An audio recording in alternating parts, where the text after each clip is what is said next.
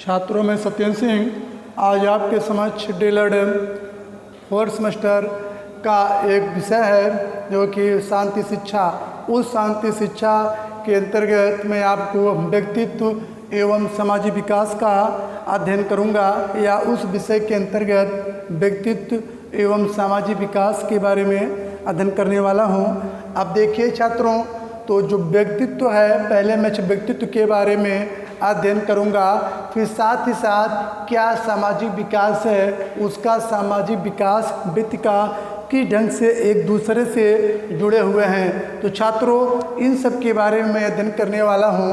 तो यहाँ पर व्यक्तित्व के बारे में हम चर्चा कर लेते हैं। क्या होता है पर्सनालिटी। आप देखें छात्रों, जो व्यक्तित्व होता है इसमें बी हो गया, भी धन कितिन, बी धन कितिन धन ती, बी धन कितिन धन ती जो प्रत्यय है, इसी तीनों के योग से हमारा व्यक्तित्व का निर्माण हुआ है। जो व्यक्तित्व शब्द है, जो अंग्रेजी के पर्सनालिटी शब्द है, तो इसके बारे में देखें तो इसमें बी धन कितिन, बी धन कितिन धन ती बराबर जो व्यक्तित्व का निर्माण हुआ है। अगर इसके संदर्भ में देखें तो जो व्यक्तित्व है एक जटिल पहेली होता है। जो व्यक्तित्व है एक जटिल पहेली होता है। इसमें व्यक्ति विशेष कई जानकारी या ज्ञान देने का कार्य किया जाता है, जिससे व्यक्ति विशेष को अवगत कराने का कार्य जो है व्यक्तित्व के माध्यम से छात्रों को किया जाता है। अगर देखा जाए तो जो व्यक्तित्व है इसके संदर्भ में देखें तो इसकी जो डिफिनेशन है, अगर इसके संदर्भ में देखें तो जो व्यक्तित्व है यह अंग्रेजी के पर्सनालिटी, जो इसके मीनिंग से बात हो रही है कि व्यक्तित्व शब्द अंग्रेजी के पर्सनालिटी शब्द से मिलकर छात्रों बना है। जो पर्सनालिटी शब्द है वह लैटिन के पर्सोना शब्द से इसकी उत्पत्ति मानी गई है, जो कि पर्सोना का अर्थ होता है छात्रों मुखौटा से होता है। जो पर्सोना शब्द है इसका अर्थ होता है मुखौटा। ये मुखौटा व्यक्ति या बालक जो है रंगमंच के समय जब अपनी प्रतिभा को दिखाने का प्रयास करते हैं तो उस समय अपने जो है मुख पर इसको लगा लेते हैं, मुखौटे को, जिनको हम पर्सनालिटी की संज्ञा छात्रों दिए हैं। अगर इसी जो है मीनिंग के विषय में बता रहे हैं आपको, जो कि ये व्यक्तित्व का बोध कराने का कार्य करता है। अब इसी जो व्यक्तित्व के संदर्भ में देखें तो इसमें जो है परिभाषाएं पहले आती है। क्या क्या डिफिनेशन कुछ थिंकर के अनुसार छात्रों दिया गया है, तो मैं इनकी जो है डिफिनेशन पर चर्चा करने वाला हूं। तो देखिए छात्रों, जैसा कि जो इनकी जो डिफिनेशन है, पहली बात जो है वैलेंटाइन या गिलफोर्ड की इसमें छात्रों डिफिनेशन आता है। जो गिलफोर्ड ने छात्रों ये कहा है कि जो व्यक्तित्व है ये गुणों का एक समन्वित रूप है। जो व्यक्तित्व है ये गुणों का एक समन्वित रूप है, यह कि गिलफोर्ड ने कहा छात्रों है। गिलफोर्ड के बाद फिर अगली जो डिफिनेशन आती है वैलेंटाइन की डिफिनेशन। जो व्यक्तित्व है यह पर्यावरण के साथ उचित समायोजन करने की क्षमता को व्यक्त करता है। अगर इसी तरीके से देखें छात्र तो इसमें आता है मर्टन की भी डिफिनेशन छात्रों आता है। मर्टन, तो जो मर्टन है इन्होंने भी जो है अपने अलग तरीके से इन्होंने जो डिफिनेशन दिया है, उन्होंने ये बताया है कि जो व्यक्तित्व है वो व्यक्ति के जन्मजात एवं जो अर्जित है उसी अर्जित स्वभाव या मूल प्रवृत्तियों आदि का छात्रों एक समुदाय होता है, जो कि मर्टन ने बताया है। और जो व्यक्तित्व है इसी तरीके से जो है कुछ थिंकर जैसे आलपोर्ट है, तो जो आलपोर्ट है उन्होंने भी जो है अपने स्तर से जो है व्यक्ति को या तो जो व्यक्तित्व है उसको बताए हैं। और इसी तरीके से छात्रों देखें तो जो वारेन है और भी जैसे जो है रैक्स है, तो जो रैक्स है उन्होंने छात्रों जो रैक्स ने ये बताया है कि व्यक्तित्व समाज द्वारा मान्य या फिर अमान्य गुणों का एक संगठन होता है। जो रॉस्क ने ये बताया है कि व्यक्ति मान्य या फिर अमान्य जो गुण होते हैं छात्रों, उसी का एक संगठन होता है। फिर रॉस के बाद आते हैं रैक्स के बाद वारेन का नाम छात्रों इसमें आता है। वारेन, तो जो वारेन है इन्होंने बताया है कि जो व्यक्तित्व होता है वह व्यक्ति का एक संपूर्ण जो है संगठन है, जो उस विकास के किसी भी अवस्था से छात्रों इसका संबंध होता है। जो कि ये डिफिनेशन जो है वारेन की बताया, फिर रस की बताया मैंने। तो कुछ थिंकर हैं जो कि इस तरीके से जो व्यक्तित्व को डिफाइन किया है, या तो जो व्यक्तित्व है उसको उसी तरीके से छात्रों डिफाइन करने का प्रयास किया है। अब देखिए छात्रों, अभी तो जो परिभाषा के बारे में बात हो रही थी, अब उसके बाद जैसे कुछ और भी थिंकर हैं, जैसे डेसिलर है, और भी जैसे कुछ थिंकर हैं जो कि इन्होंने अपना जो है विचार उस पर छात्रों दिया है। तो अब छात्रों मैं आपको जो डिफिनेशन या पहले जो क्या होता है व्यक्तित्व, इसके बारे में आपके समझ बताया। तो जो व्यक्तित्व के अर्थ के बारे में बताया, क्या इसकी डिफिनेशन होती है। इसी जो डिफिनेशन के बाद फिर जो विभिन्न दृष्टिकोण से व्यक्तित्व का क्या अर्थ होता है, अब उसके बारे में जाने कि जो विभिन्न अप्रोच हैं, जो डिफरेंस अप्रोच है, उसके अनुसार व्यक्तित्व का क्या अर्थ होता है।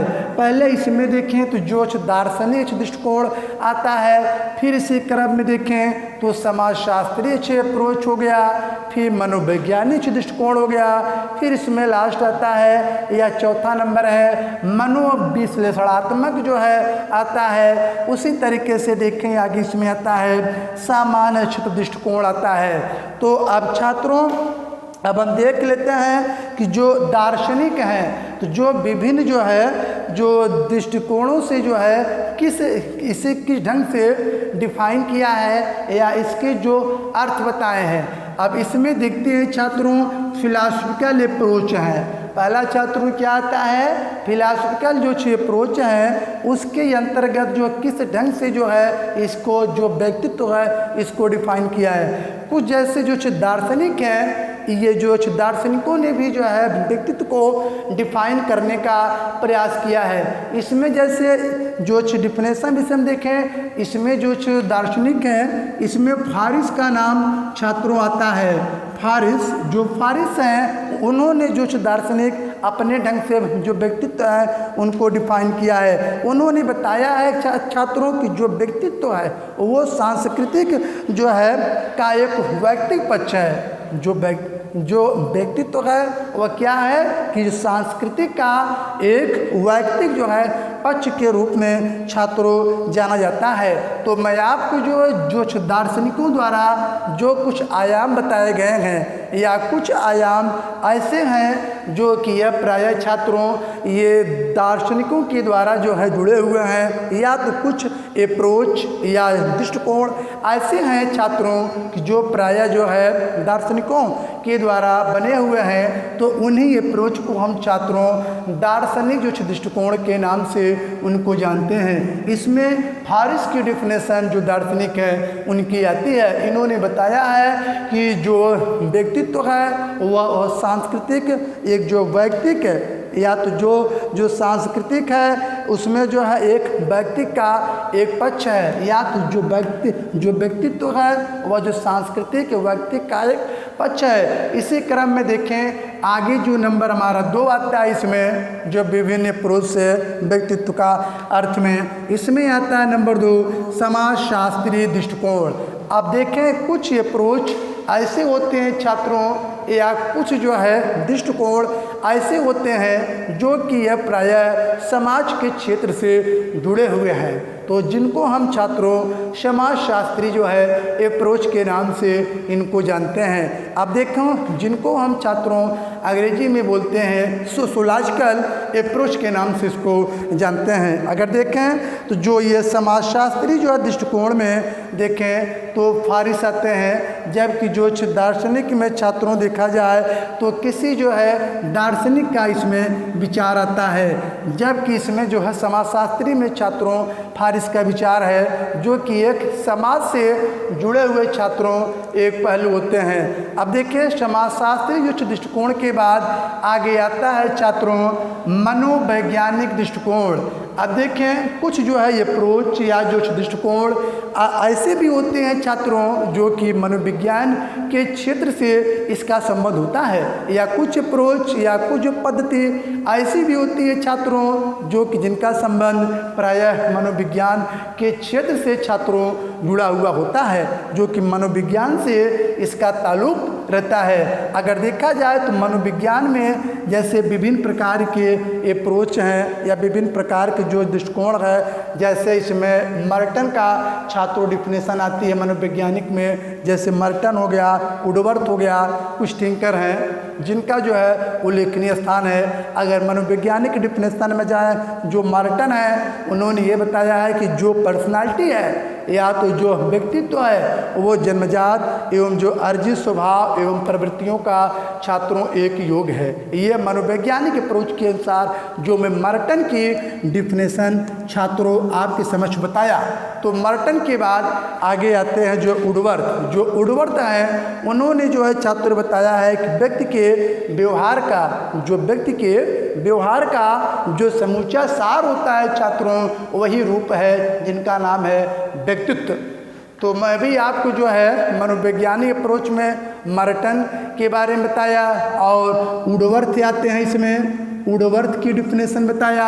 इसी क्रम में आगे छात्रों जो आता है मनोविश्लेषणात्मक, जो इसके संदर्भ में देखें छात्रों तो जो मनोविश्लेषणात्मक होते हैं इसमें भी जो है कुछ थिंकर ऐसे भी हैं कि जो कि मनोविश्लेषणात्मक के साथ इनका संबंध जुड़ा हुआ है, जिसमें छात्रों आते हैं सिगमंड जो है फ्रायड का छात्रों इसमें उल्लेखनीय योगदान है कि जो सिगमंड फ्रायड हैं उन्होंने जो है सर्वप्रथम मनोविश्लेषणात्मक शब्द का प्रयोग किया है। तो मनो जो है विश्लेषणात्मक शब्द का श्रेय हासिल करने में जो है सिगमंड जो है फ्रायड का एक जो है महत्वपूर्ण योगदान है। अगर इसके संदर्भ में देखें तो जो मनोविश्लेषणात्मक जो है सिगमंड फ्रायड हैं उन्होंने जो है 3 तरीके से दिया है, ईगो, अहम, पराहम, सुपर ईगो। इस तरीके से जो है इन्होंने जो है 3 जो है मुख्य बातों को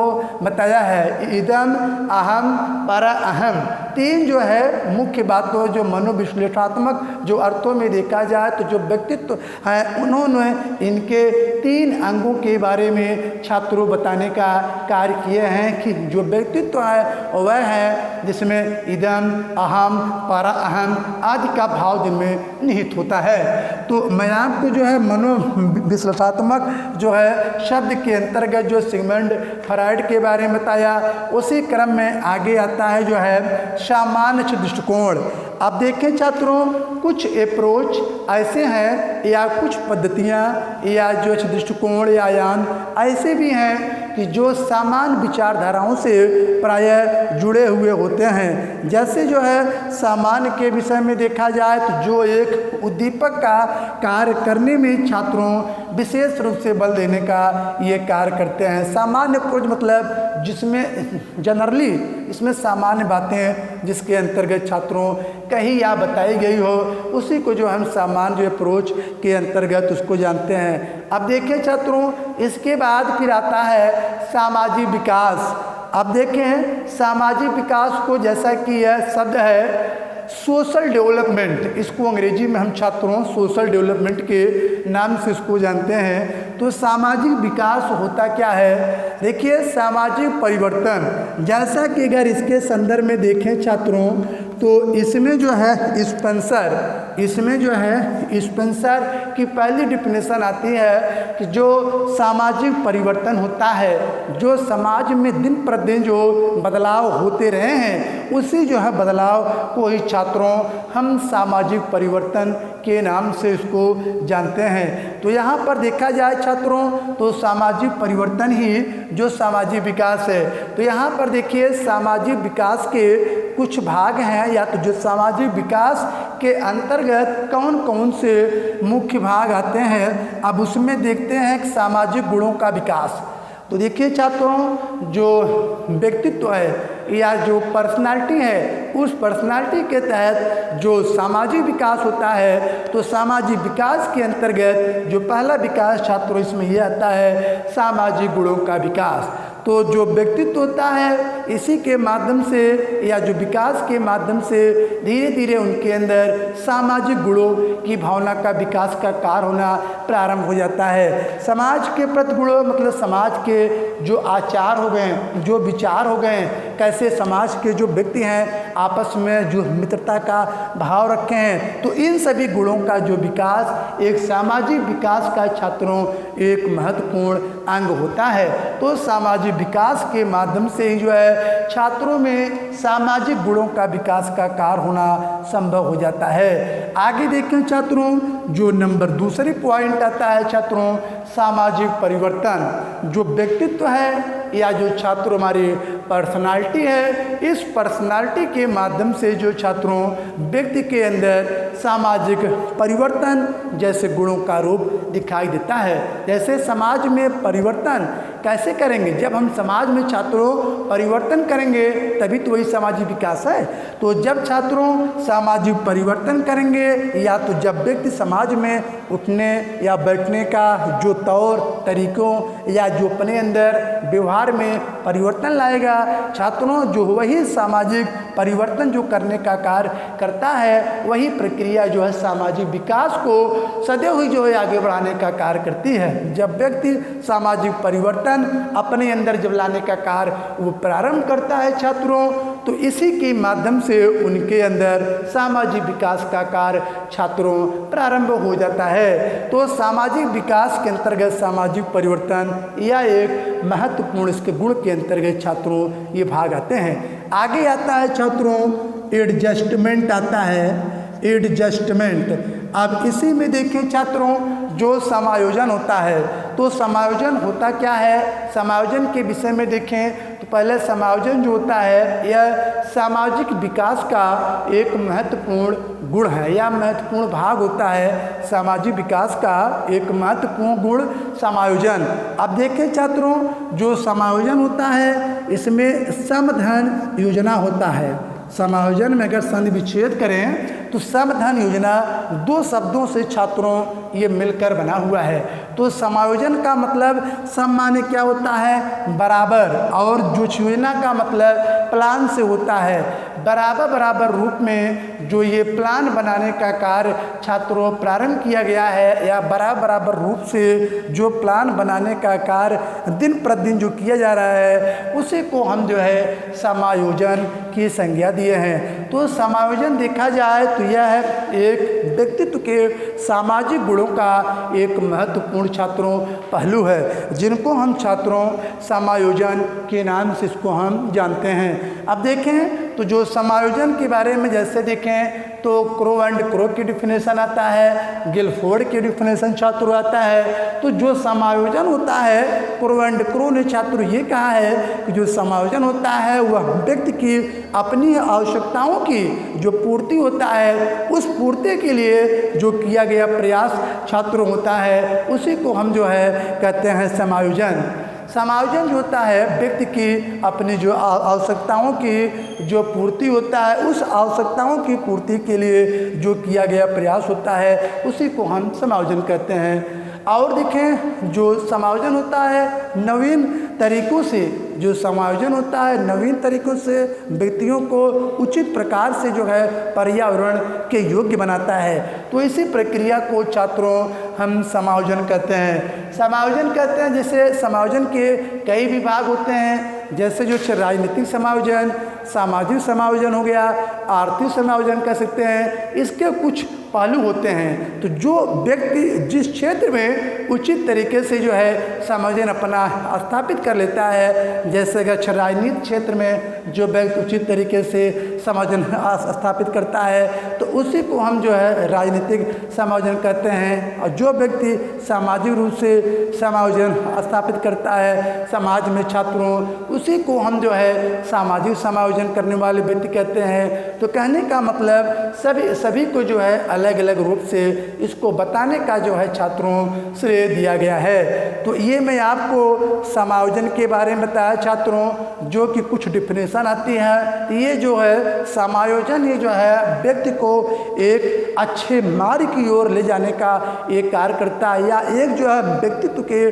जो सामाजिक जो गुणों का विकास है उसमें समायोजन एक महत्वपूर्ण भूमिका अदा करती है, या तो जो उसमें समायोजन होती है एक महत्वपूर्ण भूमिका जो निर्वहन भी करने का छात्रों कार्य करती है। अब देखिए, जो मैं समायोजन की बात आगे बता रहे हैं आपको, सर्वांगीण विकास। तो जो सर्वांगीण विकास होता है छात्रों, इसी को हम कहते हैं ऑलराउंड डेवलपमेंट। अब देखें छात्रों, जो सर्वांगीण विकास होता है यह व्यक्ति का अंदर जो निहित विकास होता है, जो कि व्यक्ति के अंदर कई सारे प्रकार के विकास होते रहते हैं, जैसे शारीरिक विकास, मानसिक विकास, सामाजिक विकास, संवेगात्मक विकास, नैतिक विकास, चारित्रिक विकास। कहने का मतलब जो जितने प्रकार के छात्रों विकास होते हैं व्यक्ति के अंदर, उन सभी का जो विकास होने का कार्य प्रारंभ हो जाता है छात्रों, तो उसी को हम एक कहते हैं ऑलराउंड डेवलपमेंट कहते हैं। जो हमारे व्यक्तित्व है उस व्यक्तित्व के अंतर्गत छात्रों जो सामाजिक विकास है, तो सामाजिक विकास में जो फोर्थ पॉइंट आता है कि छात्रों का सर्वांगीण विकास करना ही जो है ये सामाजिक विकास है। तो सामाजिक विकास मतलब समाज का कैसा विकास हो। तो जब समाज में हम परिवर्तन लाएंगे, जब बालक में सभी गुणों का हम विकास करने का कार्य करेंगे, तभी तो जो है सामाजिक विकास का कार्य होगा छात्रों। अब देखें तो जो सर्वांगीण विकास के बाद आगे जो आता है सांस्कृतिक विकास।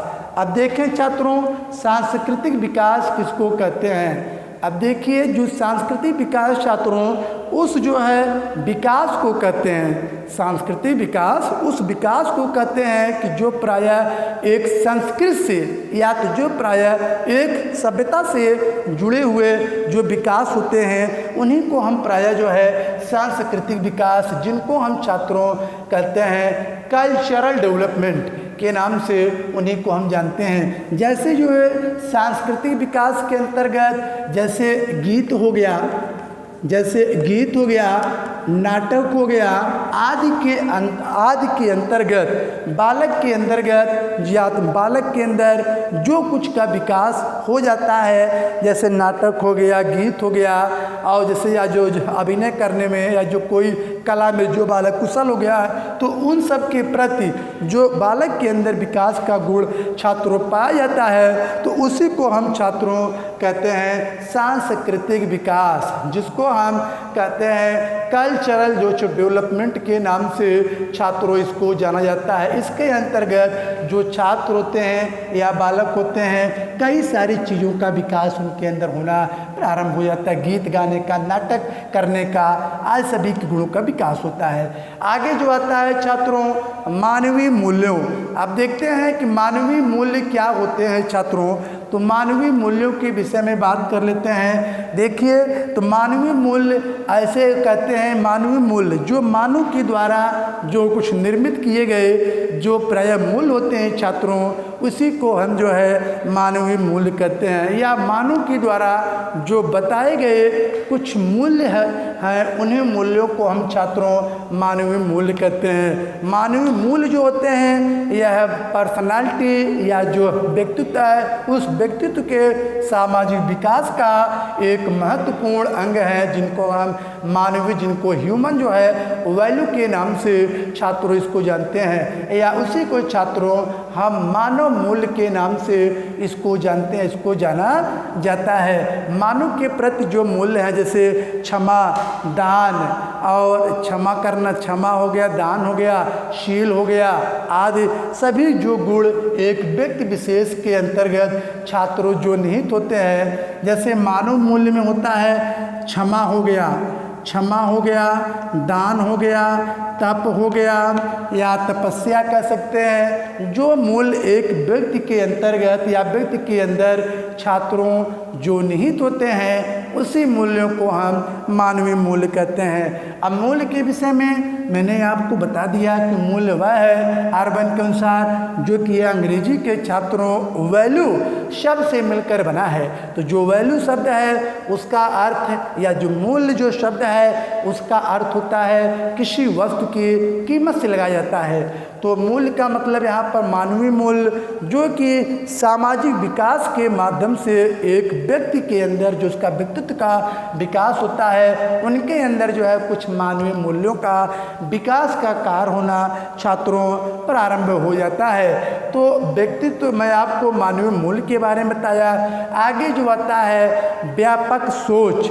अब इस जो व्यापक सोच के बारे में देखें तो जो व्यापक सोच है ऐसे सोच को छात्रों ये कहा जाता है कि जो प्रायः विस्तृत होती है, जिनका कोई एक सीमित जो है सोच नहीं होता है, इनका जो सोच होता है छात्रों व्यापक होता है। अगर इसके तहत छात्रों देखें तो जो पर्सनालिटी है, जो व्यक्तित्व एक जटिल मैंने बताया कि पहली है, तो व्यक्तित्व जटिल पहली है, उसके जो है सामाजिक अगर विकास के गुणों के रूप में देखा जाए तो उसमें व्यापक सोच का होना यह एक व्यक्ति के अंदर अत्यंत ही छात्रों मस्ट होता है। जो व्यक्तित्व जो है जो व्यापक सोच मतलब एक व्यक्ति के अंदर जो सोचने समझने की जो क्षमता होती है बहुत ज़्यादा होती है, यानी असीमित होती है। तो जो असीमित होने का मतलब जो उनका सोच जो असीमित है, तो असीमित होना का मतलब उनके अंदर व्यापकता के भाव को प्रकट करने का कार्य छात्रों कर रहा है। तो व्यापकता का होना या व्यापकता सोच का होना ही जो है सामाजिक विकास की ओर ले जाने का कार्य करता है या सामाजिक विकास को इंगित करने का जो छात्रों कार्य करता है ये व्यापक सोच। फिर व्यापक सोच के बाद आगे आता है छात्रों कर्तव्य आता है। अब देखिए छात्रों जो हमारी एक कर्तव्य है जिनको हम जो छात्रों बोलते हैं ड्यूटीज। अब देखिए जो पर्सनालिटी है छात्रों उस पर्सनालिटी के अंतर्गत जो सामाजिक विकास के बारे में बात हो रही है, उस सामाजिक विकास के अंतर्गत जो अंतिम आता है कर्तव्य, क्या क्या उनकी ड्यूटीज है, किस ढंग से वह समाज में रह करके अपने कर्तव्यों का उचित तरीके से जो है निर्वहन कर रहा है, उनके अंदर क्या कमियां हैं, उनके अंदर क्या कुछ दोष तो नहीं है, इन कमियों को जो है वो दूर करके अपने कार्य की ओर सदैव आकर्षित होता है। तो एक जो है व्यक्तित्व के अंतर्गत जो सामाजिक विकास छात्रों होता है उस सामाजिक विकास के अंतर्गत छात्रों उनमें एक कर्तव्य का या जो बालक होते हैं उनमें कर्तव्य का भाव प्रायः छात्रों निहित होता है। अब जैसे मैं आपको जो है व्यक्तित्व एवं सामाजिक विकास के बारे में बताया तो इसी से जुड़ा हुआ छात्रों एक व्यक्तित्व का स्वरूप होता है। जैसे कुछ व्यक्तित्व के अगर हम